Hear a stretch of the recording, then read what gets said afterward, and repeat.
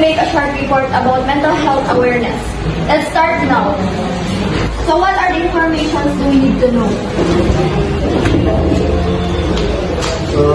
Let's find out what mental health means, common problem teens face, and also how we can take care of our minds. Also, maybe we could include some tips for managing stress and also when to ask for help. Good ideas. Now, where should we look for information? Begin search pages on websites like or mental health organizations might help.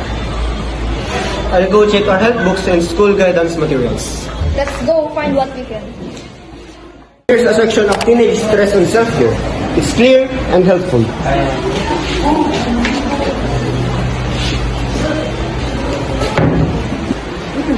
This site lists signs of anxiety in teens and how to support friends. But let's double check if it's legit.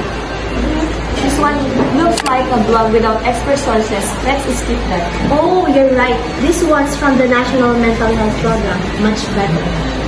Let's write down the necessary and useful info now. I'll divide our information into three parts. First, what is mental health, common issues, and how to take care of them. I'm design and claim and colorful poster with simple tips. Almost done. Time to share what we learned.